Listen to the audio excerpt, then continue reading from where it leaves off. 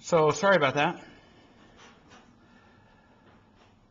So I'm going to give you the short version of this, the answer to the last question, since most of us missed it. And that is, if you've got kids who aren't listening, the idea of an inconvenience is to make things, a consequence is to make things inconvenient for the child. So if a child isn't listening, then you make it so that the child will wish the next time that he had listened. So not listening should be inconvenient. You don't punish the child. You never nag a child. Now pay attention to you parents. The instant you nag a child, the child is in control of you. The child just taught you that you have to repeat yourself. Do you see how stupid this is? So you tell your child ahead of time before you change the rules, because remember, if you've been nagging, you're the idiot. So you tell the child, I have been a fool, to repeat myself. So when you're playing Nintendo or TV or whatever, I'm going to come in and I'm going to say, it's time for dinner. Now, the first few times, I'm going to give you a chance to work into the system. I'm going to, for example, throw a couch cushion at you to catch your attention, not to punish, just so you go, oh yeah, that's right, Mom reminded us that we're not going to joke about this. Then you have 60 seconds to arrive at the table. I'm not kidding.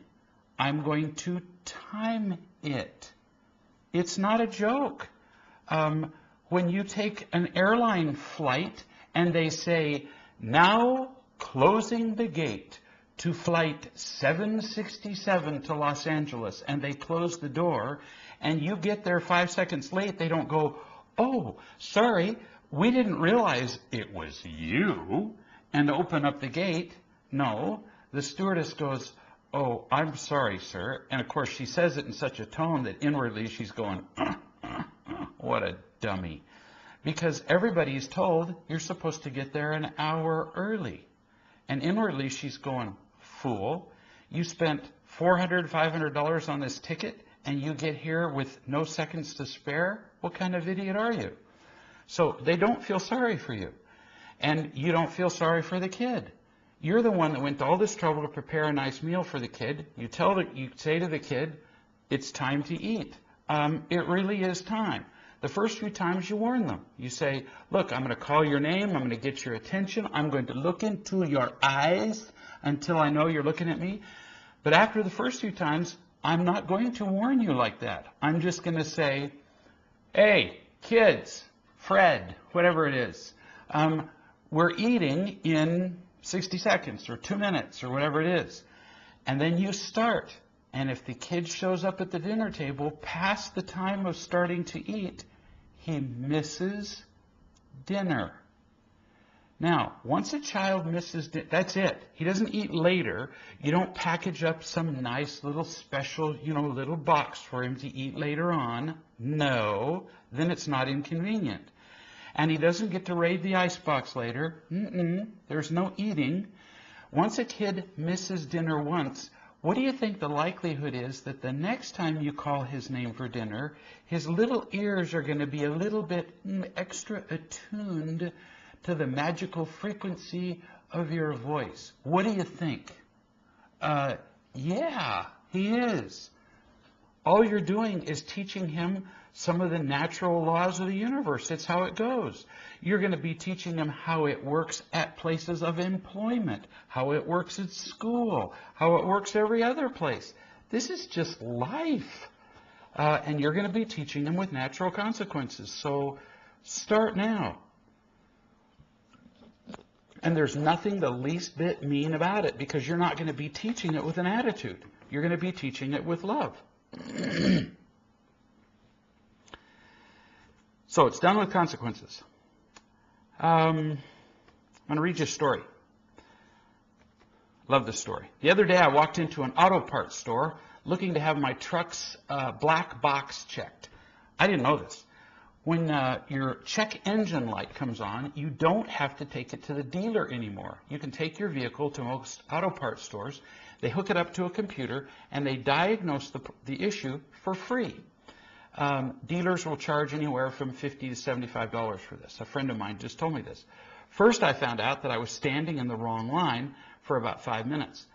When it was my turn, the cashier said, "Sir, this is the cashier register. You need to go to the customer service counter." So I walk over to the customer service area where there were 5 terminals sitting on a long countertop. There were 3 employees, one helping a customer and the other 2 were just kind of walking around.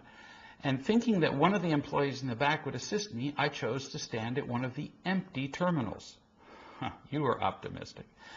Another 5 minutes goes by. Nobody speaks to me. They're just walking around doing nothing. Then the employee at the terminal next to mine says, "How are you doing?" And I said, "Just fine, thank you. And yourself?" He replies back to me, "Good." He's thinking he's going to get some help here. He's so stupid.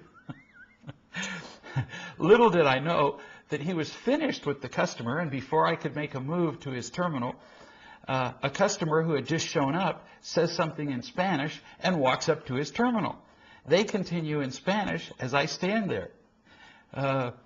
Within the next 5 minutes, another 4 people show up and are waiting behind me. Finally, I say something.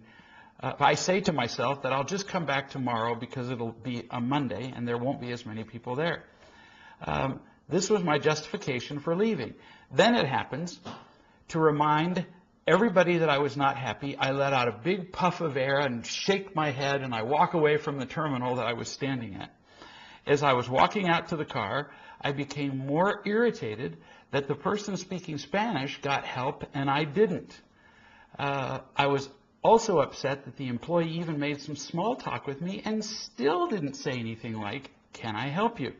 Then I began to think that I should call the manager of the store and let him know that this was not right and his employees needed to be more observant. As I was driving away, it finally hit me. I wanted to blame everybody except myself for this situation. Now see, this is brilliant on his part.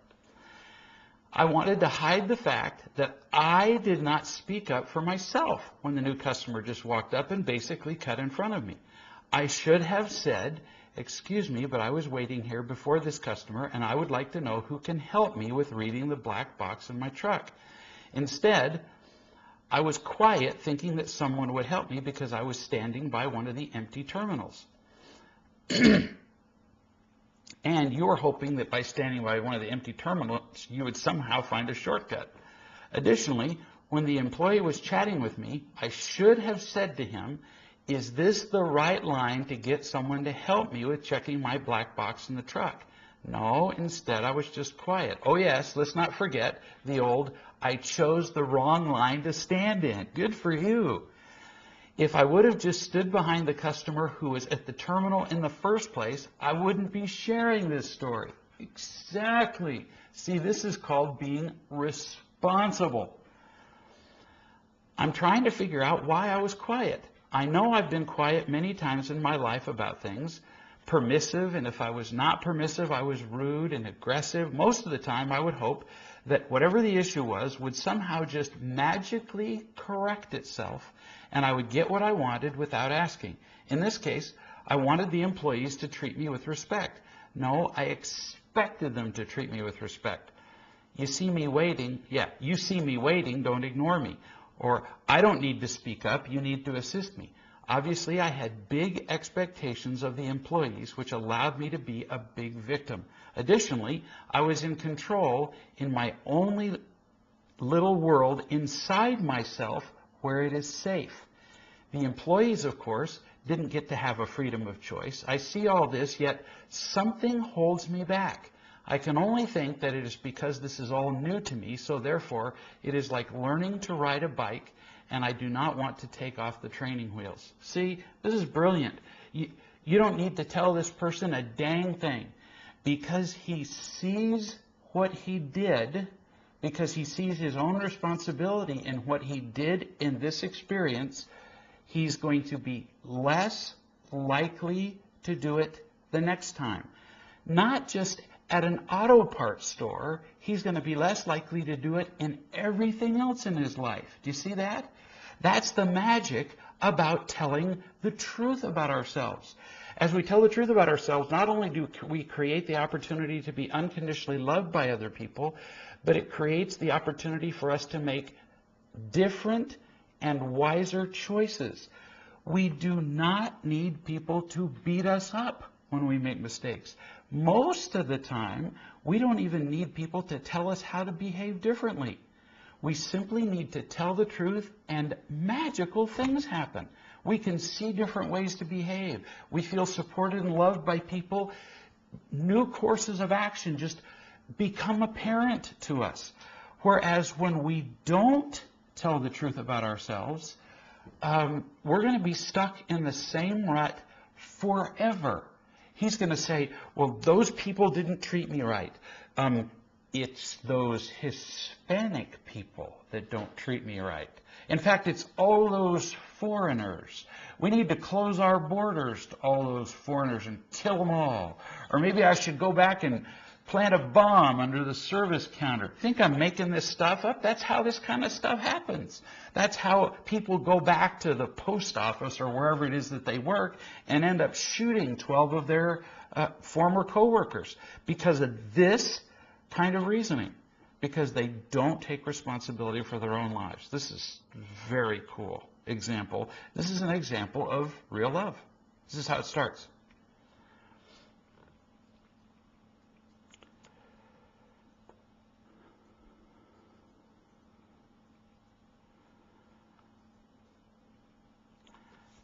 How is it best to connect with someone who has suffered a significant loss?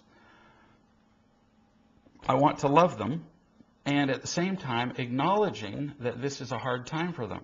Also, how do you do this at the anniversary of the death or loss in a way that is loving and supportive?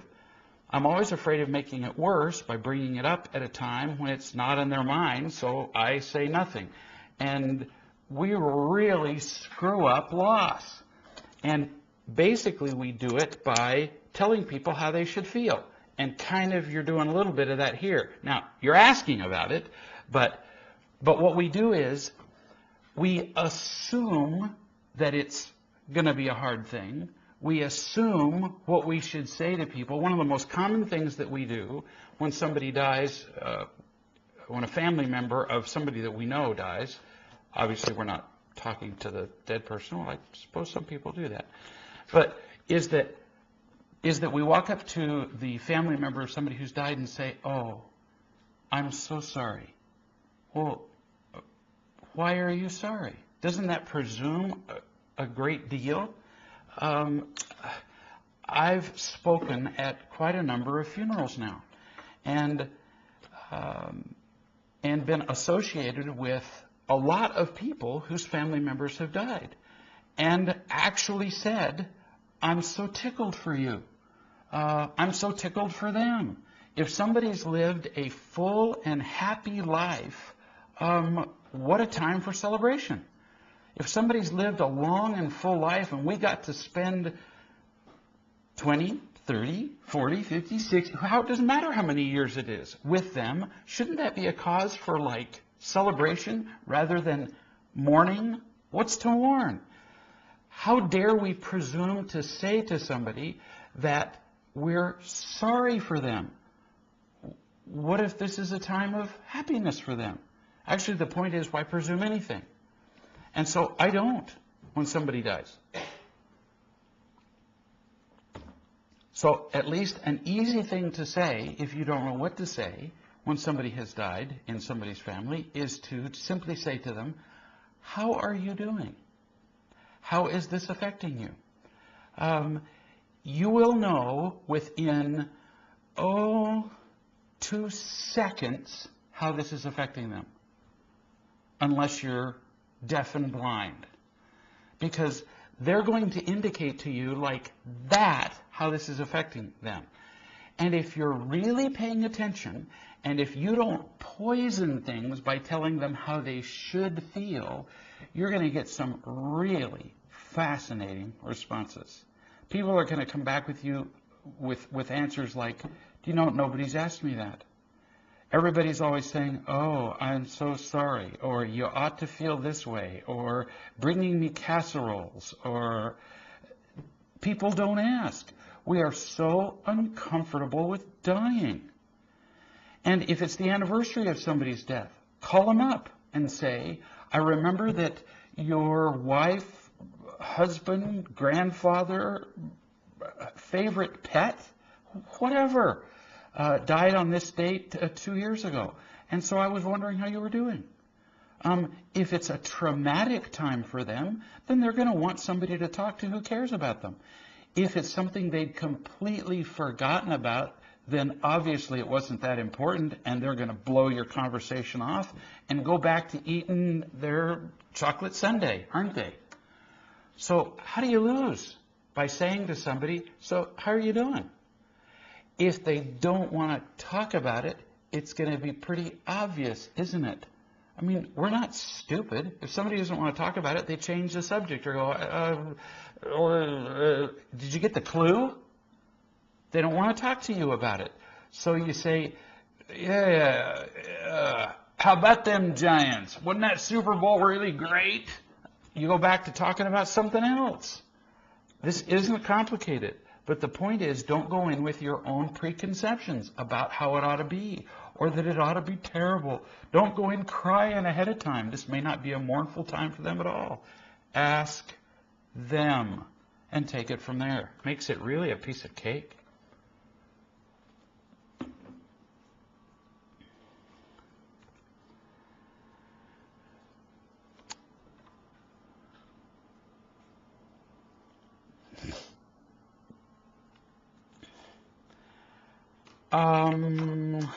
Let's see. Question. I know that it's not my 11-year-old's job to love me, yet I'm still struggling with his distant attitude. When I greet him in the morning, or when he comes home from school, he doesn't respond, and I've been letting it go, yet got upset today and wondered whether there's something to say to a child when he ignores my greeting.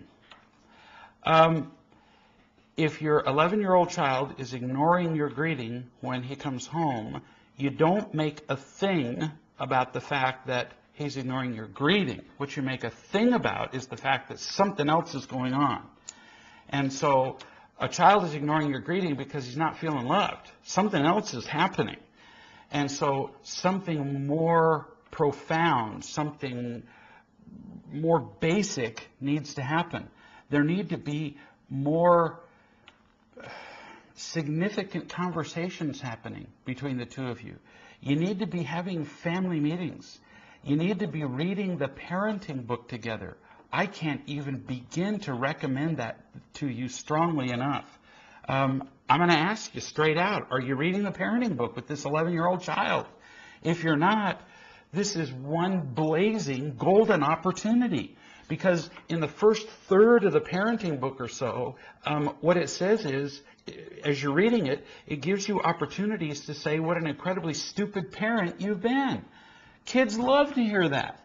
Then in the latter two-thirds of the book, it gives you opportunities to tell the child how the child should be more responsible, more loving, more whatever. So reading the parenting book as a family is absolutely critical. It gives you the opportunity to talk about your mistakes without making excuses. It gives the child to talk to you about the mistakes that you've made. It opens up talking. If your child comes home and doesn't speak to you, then the right kind of talking isn't happening in your house. And reading that book together is a great chance to start doing that. So I recommend that you do that, and that you create what is described in the parenting book, which is daily, or at least every other day, family meetings where you talk about conflict in your family, where you talk about the mistakes that you make as a parent, where you talk about the mistakes that the children make. It doesn't matter that your child is ignoring you once in a while coming home from school. It matters that there's not regular communication going on overall. That's the bigger question.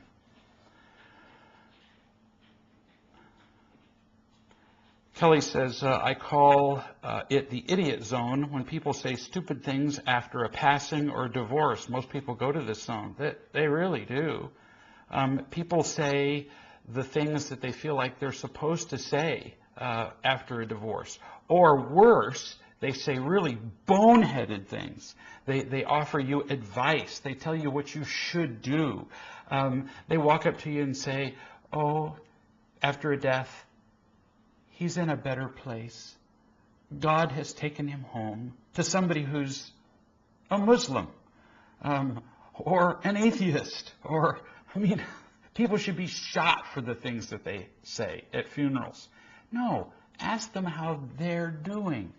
The person who's dead is dead. The purpose for funerals is for the people who are left behind. So the idea is to have conversations with them about how they're doing. Gee whiz, we have dumb conversations.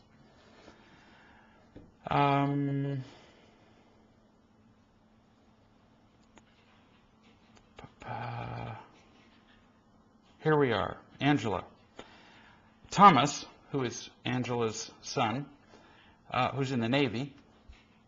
Maybe I said too much. No, because she's kind of talking about it here. Is going to be getting some news tomorrow regarding his medical waiver request. See, he's in the Navy, and he's applying to get a medical waiver so that he's presently on a ship, which makes sense because he's in the Navy. Although that's not really entirely redundant because actually more than half the people in the Navy are not on ships.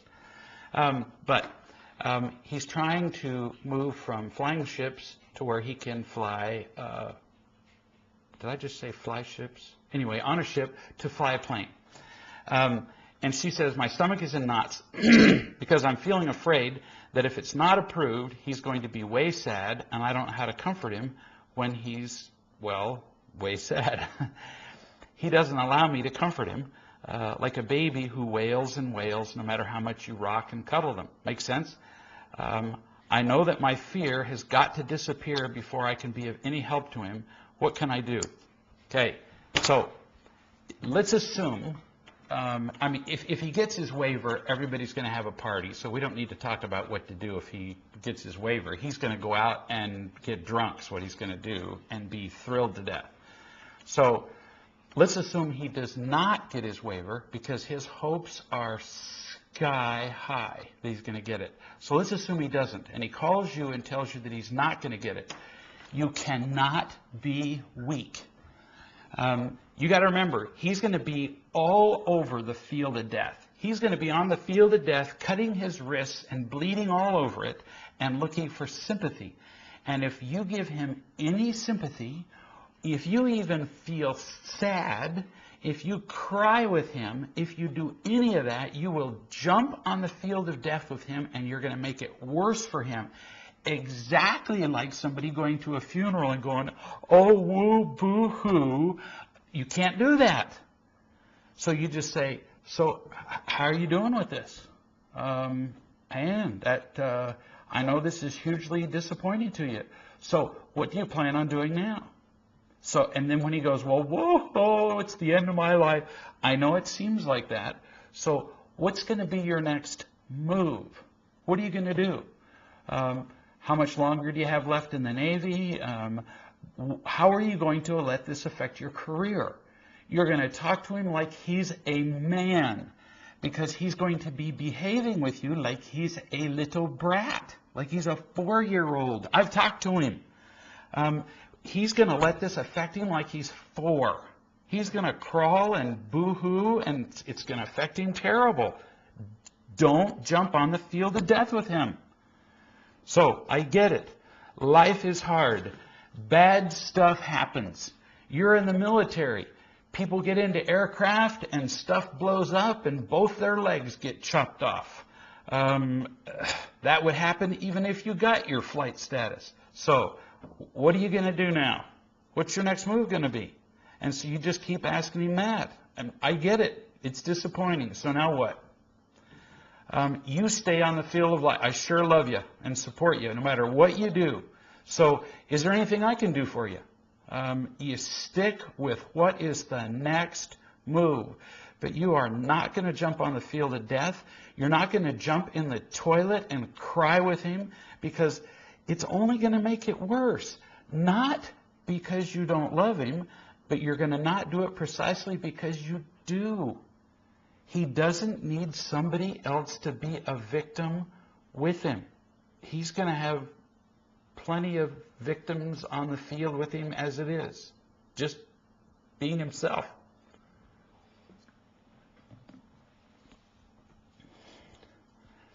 And if you need to practice, let me know. And you can practice doing this, because, boy, honey, he is going to tug at your little heartstrings to get you to cry with him.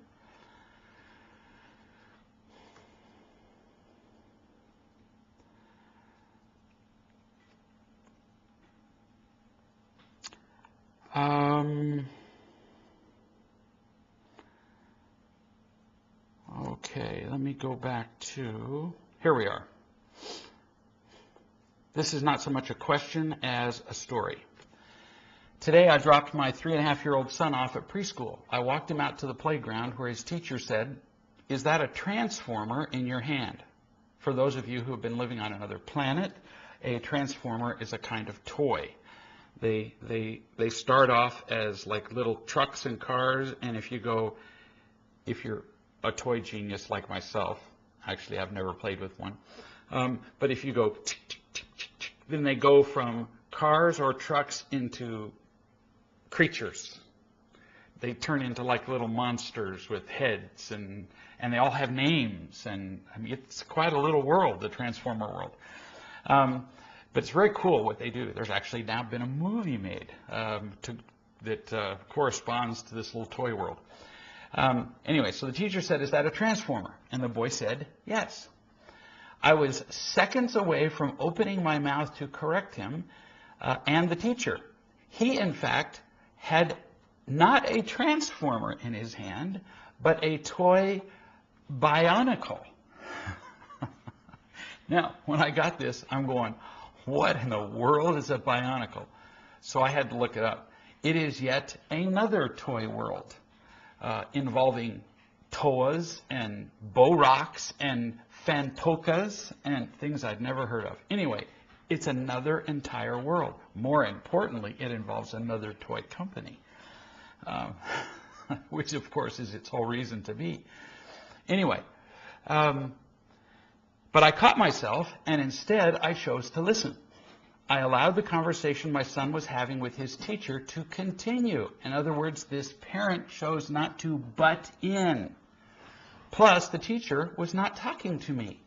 And to not say anything is very hard for a person like me that needs to be right and correct people when they're making a mistake. Are you getting what a miracle this is? This is a parent, a full-grown man, who decided not to butt in and correct his 3.5-year-old having a conversation with his teacher. This is a miracle. The teacher then asked him which transformer it was. If you've ever watched the movie, there are different names for the transformers, like Bumblebee and different names. To my amazement, my son said, "Green." Well, that's not the name of any transformer, but the bionicle that he had in his hand was green colored. He knows the name of the transformers, but he appeared to draw the conclusion that since the bionicle was green, that its name was green. Then the teacher asked him what it transformed into. Again, I was biting my tongue, because bionicles don't transform into anything. My son answers back that it transforms into a car. Mind you, his son is making this up as he goes. And he's thinking, wow, how cool it was to see him have this conversation and draw these conclusions. This little 3.5-year-old is making all this up as he goes. I smiled, dropped down, gave him a kiss, and told him that I'd pick him up at 5. As I was walking away, I thought, if I had not chosen to keep my mouth shut, my son would not have had the opportunity to make his own choices and have that conversation with his teacher. If I would have stepped in and corrected, I could see how he would then have been tied to my way of thinking and controlling. In time, I could see how he would become a victim. He would have thought, I'll just let my dad handle it, because whenever I try to speak up, he just corrects me anyhow. He also could have picked up on the power I get from being right, and in time, he too could be correcting others as often as possible. Miracle. Absolute miracle to shut up and not correct a 3.5-year-old. My hat is off. Wonderful, wonderful story. Simply amazing.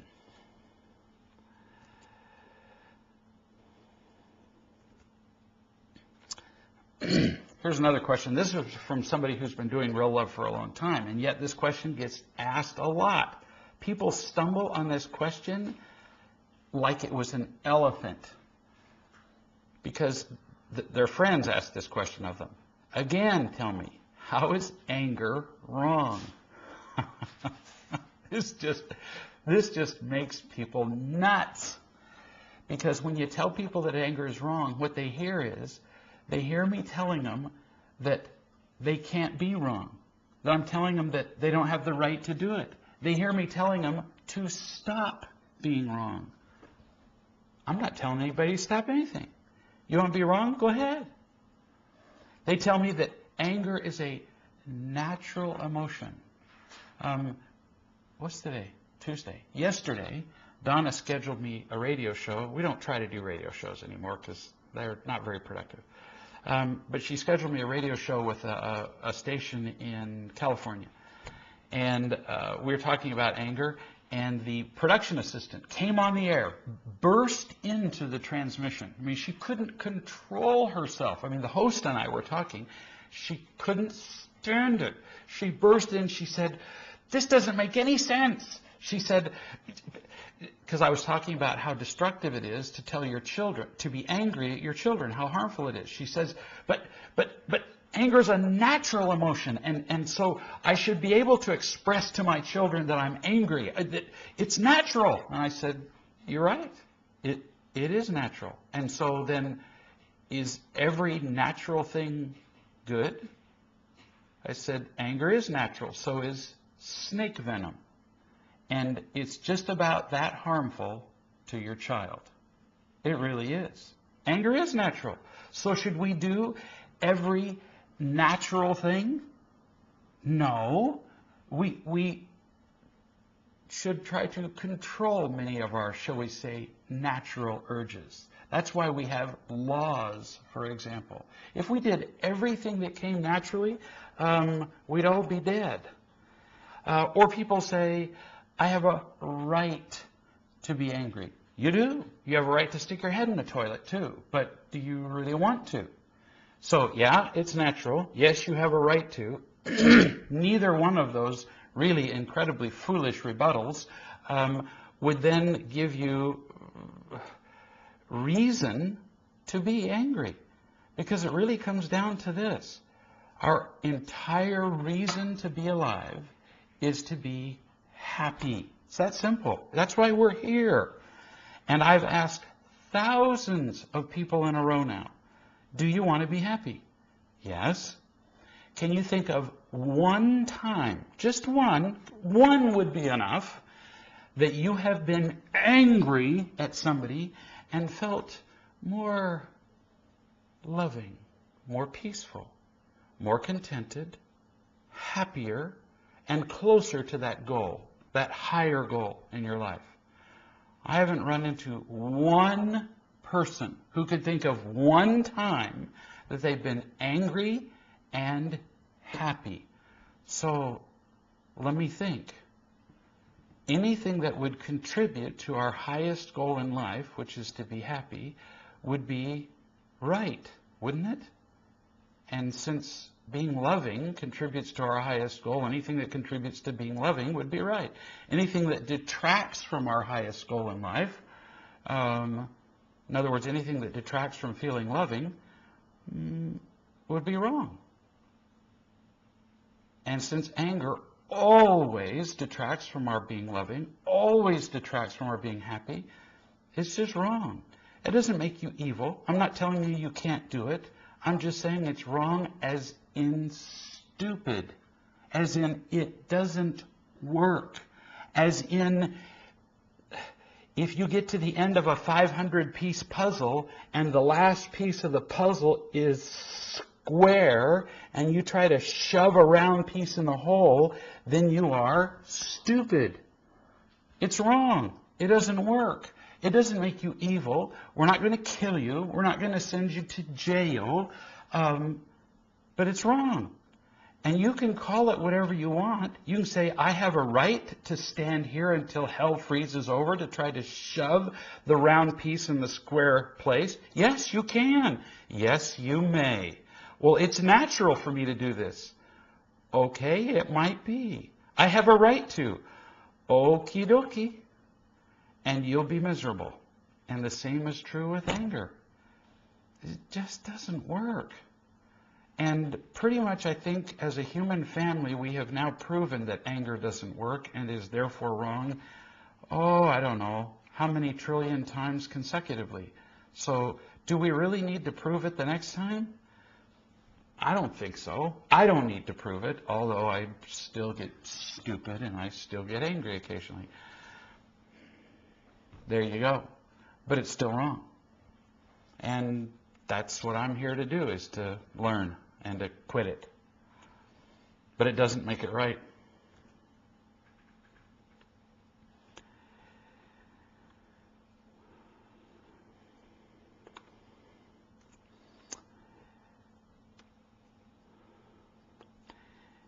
This is a lady who, oh my goodness, we've only got 4 minutes. Can I do this in 4 minutes? I'm going to try. This is a lady who lives in China. And they live there with 2 of their daughters. Yesterday, my husband and I were having a disagreement over something. My husband was thinking of sending my 12-year-old back to Canada 2 years later, 2 years from now, because he said that he only wants her to learn 2 years of Chinese here in Taiwan, and then she's better off getting educated in Canada. I didn't agree with that, and he became irritated. They were driving at the time. He was driving, and he pulled over to the shoulder of the highway twice and was yelling and screaming, and he couldn't stop being angry. And after we got home, I realized I was at fault too, because I didn't stop voicing my opinion while we were on the highway, and I apologized.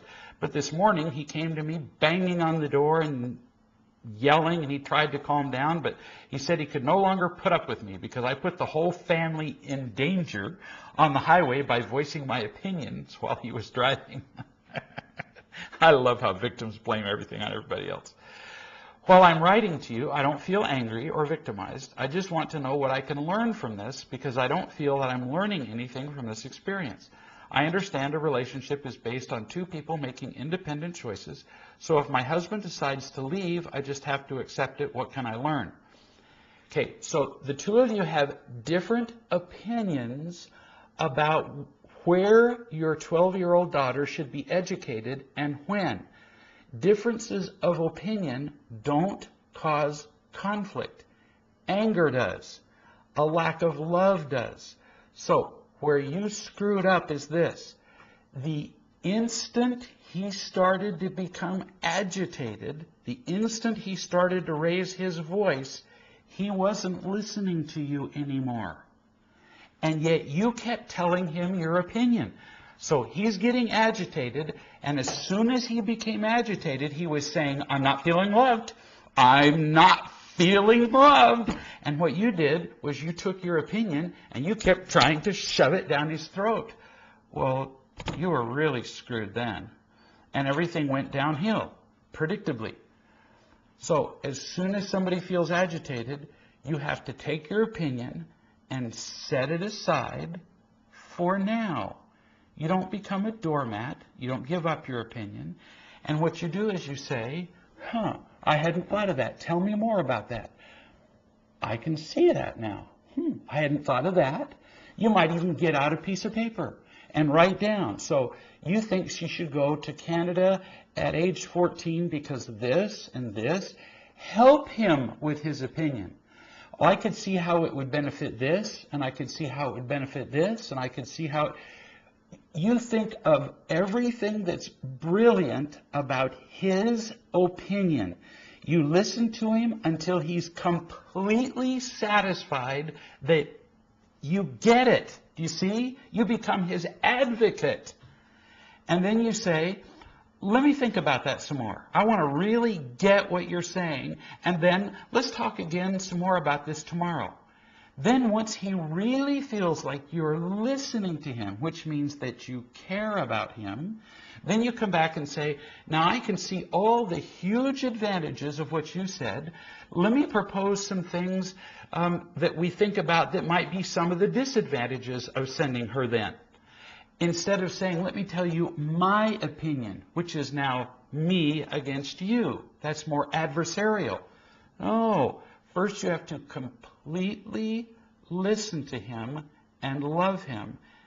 Then you can voice another opinion rather than saying your opinion. Because again, it's always about real love. That's always the dang point. So, good to be with you guys. We'll be talking to you guys in 1 week. So we'll see you next Tuesday. Send me your questions, and we'll try to get to as many as we can.